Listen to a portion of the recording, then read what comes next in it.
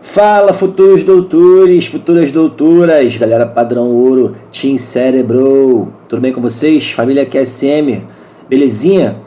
Voltamos hoje com mais um vídeo e hoje nós temos vlog, só que hoje vai ser um vídeo um pouco diferente, tá?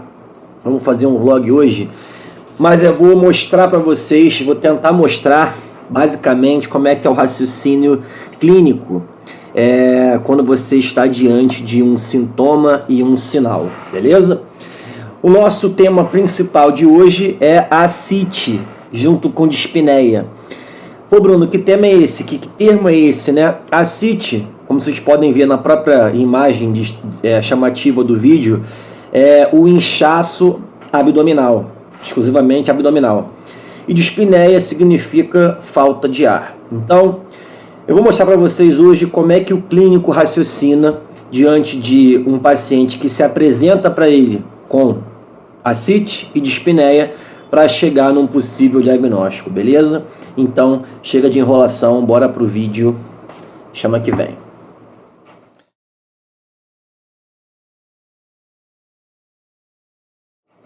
Bom, então esse paciente, ele é um paciente masculino de 58 anos que se apresentou na emergência do hospital com uma queixa de inchaço abdominal, que vocês vão ver na imagem, que eu vou jogar para vocês daqui a pouco, um inchaço de grande monta e que não se resolvia sozinho, né?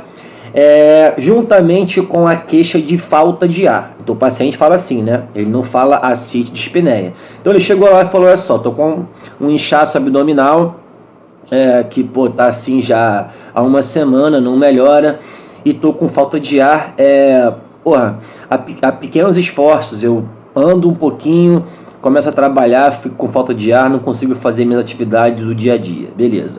Bom, isso foi o que o paciente trouxe como queixa, né? Somente isso, mais nada. E aí, com base nisso, vou jogar a foto para vocês aqui, para vocês repararem o inchaço abdominal do paciente, que a gente chama de ascite, tá? Então, vocês estão percebendo aí o que é uma ascite, que é o acúmulo de fluido na cavidade abdominal, tá? Agora, existem várias causas que podem levar a ascite, né? A gente tem infecções da cavidade abdominal, na verdade tem várias causas que podem levar a inchaço abdominal, né? A ascite é um inchaço abdominal por acúmulo de líquido dentro da cavidade abdominal. Mas o que pode levar à distensão abdominal? Várias coisas. Tem obstrução intestinal, tem tumor intestinal, tem o intestino sem fazer peristalse, tem infecção da própria cavidade abdominal, tumores de cavidade abdominal, tuberculose da cavidade abdominal, cirrose hepática do fígado, esquistossomose, insuficiência cardíaca e problemas renais como síndrome nefrótica. Então, assim, tem uma série de causas. Aí, a primeira pessoa, vocês podem pensar assim, bom, se tem uma série de causas que podem levar a essa distensão abdominal, o que a gente tem que fazer? Bom, primeira coisa é o seguinte, o paciente não tem só distensão abdominal, certo? Ele tem distensão abdominal e falta de ar. Então, a gente tem que começar a ligar as duas coisas. Bom, o que pode levar, quais são as causas que podem levar o paciente a, ao mesmo tempo, ter falta de ar, tá? E ascite, que é a distensão abdominal. Muito bem. Então, por exemplo, infecção da parede abdominal, que a gente chama de peritonite, dificilmente vai levar a falta de ar e ao mesmo tempo vai cursar com dor abdominal. E provavelmente também vai levar a febre, como quadros infecciosos geralmente levam, tá? Nem sempre tem, mas geralmente levam. Como o paciente não tem dor, então a gente vai descartar esse quadro de infecção abdominal. A gente, quando faz o exame físico do paciente, a gente apalpa, né, palpa a barriga dele, tá? E o paciente não relatou nenhuma dor. Então, dificilmente é um quadro de infecção abdominal, dificilmente é um quadro de peritonite, tá? Então, Não tem dor abdominal, não tem febre, a gente deixa a infecção abdominal um pouco mais de lado e começa a pensar mais nas outras causas. Seguindo o exame físico, quando a gente palpa a barriga, né, a gente também procura alguma massa, se tem alguma dilatação de massa. Não tinha nenhuma dilatação de massa, embora fosse difícil a gente conseguir palpar muito profundamente na barriga devido à distensão abdominal dele. E aí, como é que eu posso pensar se a causa dessa distensão abdominal é relacionada a algum distúrbio intestinal ou não? A gente pergunta se o paciente está evacuando bem. Então o paciente falou que a evacuação dele vinha normal. Ele estava indo no banheiro todo dia e as fezes saíam com aspecto normal, né, com a cor normal, nem mais preto, nem mais amarelado. Bom, então a gente já começa a descartar também alguma causa aí de obstrução intestinal, alguma coisa assim. Ao mesmo tempo, o paciente também não estava vomitando. Geralmente, quem tem obstrução intestinal, seja próximo ao duodeno, seja estomacal ou seja próximo ao intestino grosso, o paciente vai ter vômitos, tá? Com mais intensidade ou menos. E o paciente não reclamou de vômito. Então, deixamos de lado tanto a parte da infecção, da parte abdominal, como também alguma causa intestinal, beleza? Então, estamos deixando de lado causas gastrointestinais e causas infecciosas. Tudo bem. O que sobrou? O que sobrou aqui são causas hepáticas, fígado, certo? Causas cardíacas e causas renais. Muito bem. Bom, agora vamos trabalhar o seguinte. Como é que alguma disfunção do fígado pode levar o paciente a ter essa ascite, né? Ter esse inchaço abdominal? Quando o fígado fica falho em termos de funções, fica insuficiente, né? Ele deixa de produzir uma proteína chamada albumina, que é uma proteína que tem a função de reter água no sangue. Ela exerce uma força chamada pressão oncótica. E quando o fígado fica insuficiente, ele diminui a produção de albumina e aí o sangue começa a perder água para os tecidos que estão ao redor e isso vai levar a um inchaço. Porém, essa causa provoca um inchaço do corpo inteiro, o que a gente chama de anasarca, que foi o caso do outro vlog que eu botei aqui do paciente que tinha edema, que eu filmei apertando o pé dele. Foi o nosso último vídeo, se eu não me engano. Só que nesse caso o paciente estava com um inchaço só na barriga. Bom, só que quando o fígado também fica insuficiente, tem várias causas. Pode ser por cirrose, por exemplo. É mais difícil o sangue passar por ele. É difícil o sangue passar pelo fígado cirrótico, porque o fígado cirrótico ele diminui seu tamanho, começa a pressionar os vasos lá dentro e aí a circulação tem uma obstrução para passar pelo fígado e começa a extravasar plasma na parte abdominal e leva a esse inchaço. E aí, por que a gente também desconfiou que o paciente poderia ter uma disfunção no fígado? Porque ele tinha um histórico grande de alcoolismo.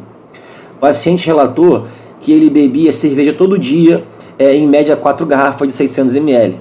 Então, assim, um grau de alcoolismo, de etilismo importante. Bom, então ficamos ligados aí com essa parte de uma possível disfunção do fígado, tá? Mas, dificilmente seria disfunção do fígado, porque se fosse uma coisa a longa data, né, ele teria uma menor quantidade sanguínea de albumina e teria esse inchaço no corpo inteiro, ele estaria anasarcado, esse edema no corpo inteiro. Porém, existem outros sinais clínicos que também batem com casos de disfunção do fígado e essa dificuldade do sangue de passar por ele. E são chamados sinais de hipertensão portal, que é quando o sangue não consegue passar pelo fígado bem, tá? E os sinais de insuficiência hepática. Eu vou mostrar aqui umas imagens para vocês, olha só. Quando o paciente tem a hipertensão portal, que é quando o sangue não consegue passar bem pelo fígado e acaba extravasando plasma na parte abdominal, ele vai começar a apresentar uma circulação, que a gente chama de circulação colateral, que é o sangue tentando voltar para seguir por outros caminhos para chegar no coração. E aí algumas veias da parede abdominal começam a dilatar, porque recebem muito sangue. E elas começam a aparecer, você vê a olho nu essa veia dilatada. Pode aparecer uma série de veias que estão circundando o umbigo, que a gente chama de circulação colateral em cabeça de medusa. Vou mostrar a foto para vocês aqui. Olha lá. O paciente, ele tinha isso. Vocês viram a imagem, né? Ele não tinha isso. Vou jogar de novo a foto dele para vocês verem, ó. Então ele não tinha circulação colateral. Ou seja, dificilmente ele tinha aí uma hipertensão portal grave. Então provavelmente o sangue estava passando pelo fígado dele sem grandes problemas, tá? Deixa eu mostrar aqui mais uma imagem de um caso mais grave de hipertensão portal. Olha só como é que você vê as veias todas engurgitadas de sangue, todas dilatadas. Tudo isso aí, gente, é o sangue tentando voltar para o coração por outras vias, tá? Porque a via do fígado, que vai desembocar na veia cava inferior, está obstruída, tá?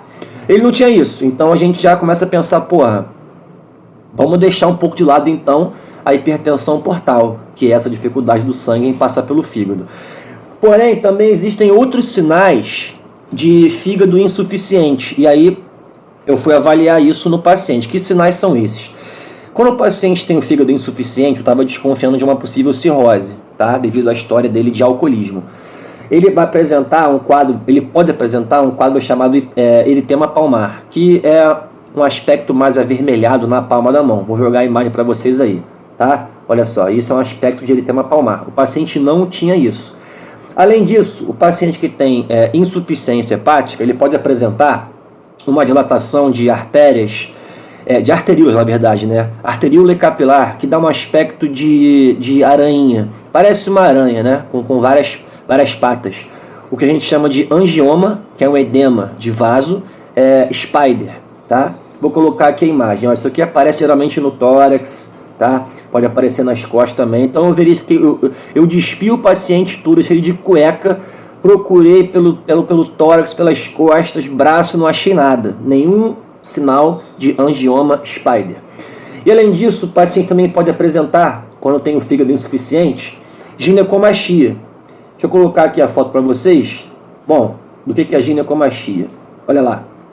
Ele tem ali um acúmulo de tecido na mama, né? Tanto tecido gorduroso quanto tecido glandular. O paciente não tinha isso, ele não tinha ginecomastia. Bom, então deixamos de lado o quadro de infecção abdominal, né, peritonite, porque ele não tinha febre e também não tinha dor abdominal. Deixamos de lado quadros de obstrução intestinal, porque ele não tinha alterações da evacuação, não tinha vômito. Deixamos um pouco de lado, não tanto, mas um pouco de lado, causas de cirrose e causas de obstrução do fluxo sanguíneo pelo fígado, porque ele não tinha nenhum sinal disso. E aí sobrou o quê? Sobrou causa renal e causa cardíaca. Lembrando que uma insuficiência do fígado, tá? Ela pode provocar tanto o inchaço abdominal, a ascite, quanto a dispneia, que é a falta de ar. Por quê? Porque quando o sangue fica sem albumina e o plasma começa a extravasar, ele extravasa tanto para os tecidos que estão ao redor do sangue, que vai levar um inchaço, né, corporal, anasarca, como também extravasa para os alvéolos. E aí quando você tem água, né, plasma, entrando em alvéolo, você dificulta o processo de hematose, que são as trocas gasosas. Então o paciente vai reclamar de falta de ar. Só que ele reclamou de falta de ar a esforços muito pequenos ao andar. Então assim, isso não bate muito com uma causa hepática, isso bate mais com uma causa cardíaca, mas vamos chegar lá, não vamos pular aqui o passo a passo não. Então sobrou causa renal e sobrou causa cardíaca, beleza. Bom, como é que a gente vai saber se o rim dele está normal só com base na conversa?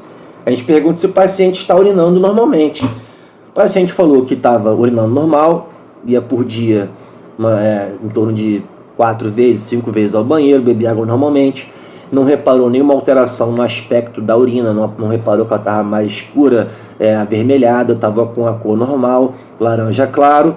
Então você começa a pensar, talvez não seja uma causa renal. Como é que a causa renal provoca tanto a falta de ar quanto o inchaço corporal? Tá?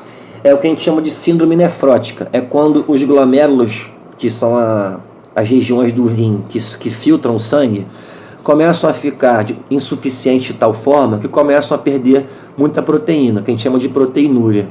E aí ele começa a perder albumina. A proteína albumina, aquela mesma que o fígado produz, começa a ir embora na urina. Então, seria a mesma consequência do fígado deixar de produzi-la. Uma síndrome nefrótica, que é um problema no glomérulo mais grave, o paciente começa a urinar excesso de albumina, tá? E nisso ele começa a perder a proteína que exerce a atração da água dentro do vaso sanguíneo.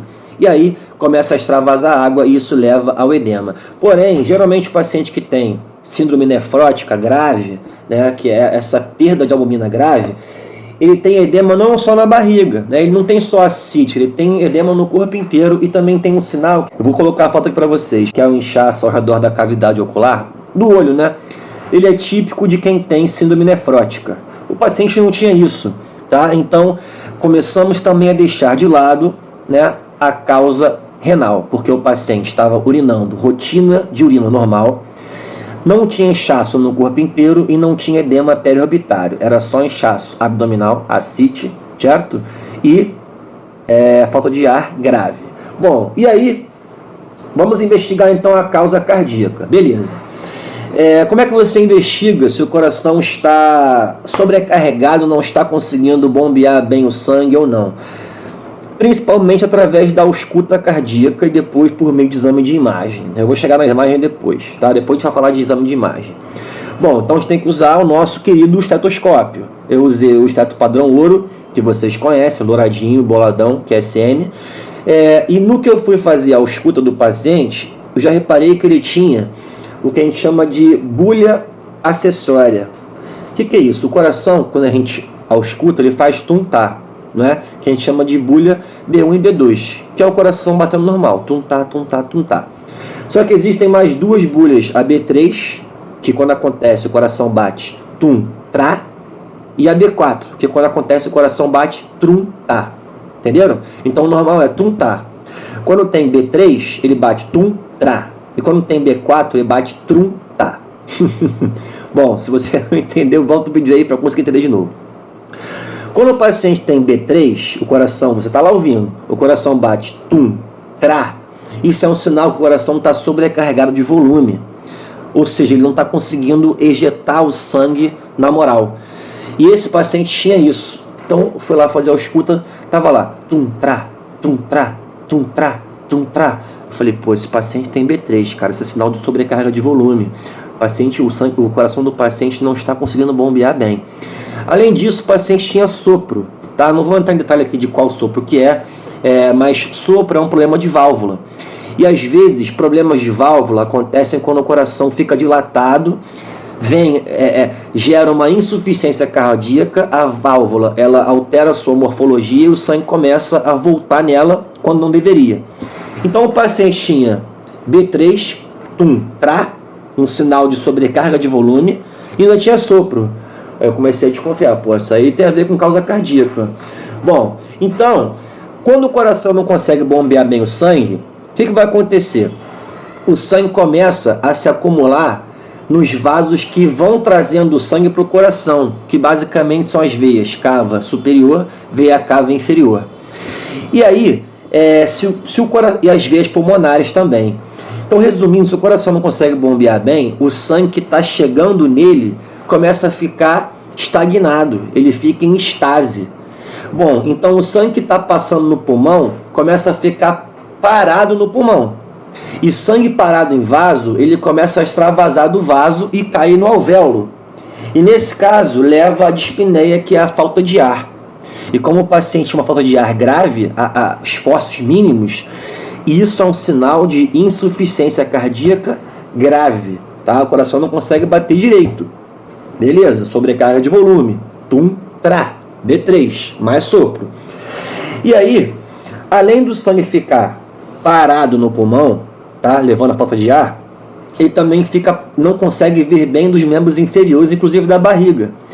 E esse sangue retido na barriga, ele começa a extravasar plasma para a cavidade abdominal e vem levar então ao quadro de ascite, que é o que o paciente estava apresentando.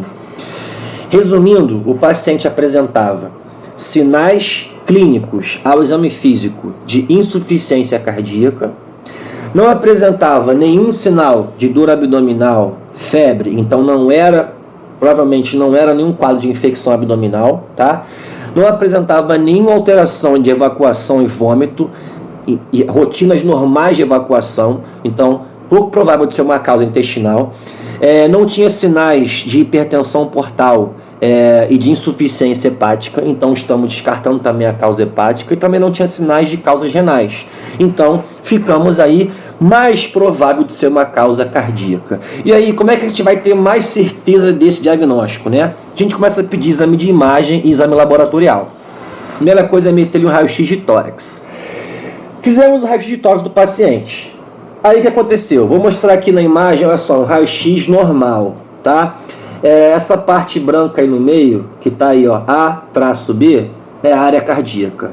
Isso é para mostrar o que é uma área cardíaca normal, beleza, gente? Isso é um coração normal, de um paciente normal, tá? Agora, vou mostrar aqui uma outra imagem, que não é do paciente, porque não deu para tirar a foto do raio-x dele, mas é muito parecida com essa. O que vocês viram de diferente aí? Será que tem alguma diferença? Evidente, né? Olha só, olha o tamanho da área cardíaca desse raio-x. A do paciente não chegava tanto assim, tá? Mas era quase isso. Então, o paciente estava com uma cardiomegalia, coração grandão, insuficiência cardíaca. Bom, aí, o que pode levar isso aí, né?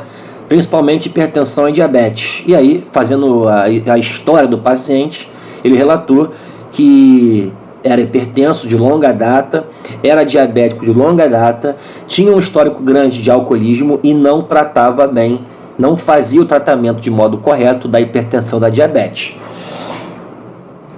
Tudo batendo a favor de problemas cardíacos. A imagem mostrando aí. Agora, qual é o problema? O paciente ele pode ter insuficiência cardíaca e ao mesmo tempo está tendo cirrose e está tendo síndrome nefrótica, causa renal. Como é que a gente vai saber disso? A gente pede também exames laboratoriais para avaliar como é que está a função do fígado, como é que está o fígado está necrosando e como é que está a função renal. Então foi pedido o quê? Hemograma completo do paciente, para ver se ele tem infecção, se está elevado os níveis de leucócitos, glóbulos brancos. Veio normal, hemácia normal, hemoglobina normal, o paciente não estava anêmico, leucócitos normais, não tinha infecção, então realmente descartamos o quadro de infecção abdominal. Pedimos ureia e creatinina para avaliar a função do rim. Tá? Se o rim estiver ferrado, o sangue vai ter uma retenção de creatinina e ureia. O paciente veio com níveis normais. Então, deixamos de lado a causa renal. Pedimos enzimas, que são chamadas enzimas hepáticas, tá? AST e ALT. Vocês vão depois aprender isso. Vieram também dentro da faixa normal. Então, o fígado do cara não estava apresentando uma disfunção. Além disso, fizemos também exame de imagem para ver como é que o fígado está, se está cirrótico ou não. Fizemos ultrassom do fígado e, através desse exame de imagem, o ultrassom do fígado deu normal. O fígado não tinha nenhum aspecto de cirrose. Então, realmente, tudo indicando que a causa era a causa cardíaca. Beleza. E aí, Bruno? Fechamos o diagnóstico. Coração insuficiente. O paciente tem falta de ar, dispneia e ascite por insuficiência cardíaca. Bom, o paciente internou, foi feita uma conduta para ele de drenagem, que a gente chama de paracentese. Ele drenou esse líquido da parte abdominal. Não vou entrar em detalhe o que se faz com esse líquido, tá? E aí, qual é o próximo passo, né? É fazer o que a gente chama de estratificação de risco. A gente usa várias tabelas que a gente chama de score, né? Vários scores que junta sinal laboratorial, sinais clínicos, idade, sexo, para ver qual é a chance desse paciente evoluir mal com esse coração ou qual é a chance do paciente evoluir bem, tá? Se ele tem grande chance do coração perder função rapidamente ou se pode demorar mais para esse coração perder função. Com base nesses scores, nas tabelas, a gente vai definir se a gente vai entrar com uma terapia farmacológica muito agressiva ou mais conservadora. Resumindo, vai entrar com uma porrada de remédio ou com um pouco menos, né? Mas eu não vou entrar aqui nesse vídeo em detalhes farmacológicos, senão fica uma coisa muito pesada. Mas de cara, o que a gente tem que fazer com esse paciente? Restabelecer a função cardíaca dele, tá? Inclusive ele depois fez um Doppler, um ecodoppler cardíaco para ver como é que está a função da sístole ventricular. Obviamente vai dar que está insuficiente, não preciso nem ver o exame para saber que vai dar, né? Mas é para avaliar certinho como é que está o grau de função do coração dele. Então de cara, aliviar o paciente do excesso de líquido, a gente usa diuréticos potentes, a gente usa remédios que evitam que o coração dele piore a função e também pode lançar mão de remédios que ajudam o paciente a bater mais forte, tá? E além disso, a gente também vai usar remédios que vão controlar tanto a pressão dele quanto a glicose sanguínea, já que ele é diabético do tipo 2, tá? Não é dependente de insulina e também é hipertenso. Agora, obviamente isso daí ele não vai morrer, ele vai melhorar, creio que semana que vem já consiga ver esse paciente melhor, caso ele esteja lá ainda, mas ele tem que ter consciência de que ele tem que se tratar direito em casa, né? No hospital ele vai tomar remédio todo dia, porque o enfermeiro vai lá dar remédio para ele, mas em casa, né? Então tem que ser feito com ele um trabalho de conscientização antes de dar alta para ele, porque senão vai passar 1 mês, 2 meses, o que vai acontecer? O paciente vai voltar com a mesma queixa, beleza? Bom, então eu não vou entrar aqui em detalhes farmacológicos. O que é feito com ele é uma remoção do excesso de líquido, tá? Que ele está por drenagem da barriga diretamente para a centese, o nome do procedimento. São usados diuréticos para ele poder perder esse excesso de líquido, mas também é feita a reposição de fluidos para ele, tá? Para poder fazer um equilíbrio, ele não perder líquido demais. São feitos fármacos para controlar a pressão, controlar a glicose sanguínea, evitar que o coração perca a função e ajude o coração a bater melhor. Beleza? Bom, pessoal, então é isso. Espero que tenham gostado. Eu sei que o vídeo ficou um pouco pesado, mas eu queria mostrar para vocês como que o clínico, o médico, raciocina com base num paciente que chega para nós com um sintoma e um sinal. E vocês vão se deparar demais com falta de ar, dispneia e ascite. E é assim que a gente tem que avaliar, assim que a gente tem que proceder e fazer uma conduta de atendimento, beleza? E aí você pergunta, Bruno, como é que eu vou saber isso na hora do atendimento? Estudando pra caramba e com base no que vocês vão aprender no ciclo clínico, principalmente na matéria chamada Medicina Interna, que, na minha opinião, é a matéria mais importante da Faculdade de Medicina, junto com Semiologia, que é aprender a fazer o exame físico do paciente, beleza? Bom, então é isso, futuros doutores e doutoras, família QSM, assim vocês vão aprender, já ter um gostinho de ver o que mais me fascina na medicina. O que mais me fascina é isso, gente. Eu vejo a medicina como um quebra-cabeça, um raciocínio rápido, e é isso que me deixa fascinado por essa área, é isso que me deixa vidrado e com vontade de estudar. Então espero ter conseguido passar para vocês um pouquinho do que mais me fascina na medicina, que é justamente esse ponto, tá? O quebra-cabeça, raciocínio clínico. Chora agora, reaprovado. Se não aguenta, não se envolve, chama que vem. Um beijo do fundo do ventrículo esquerdo.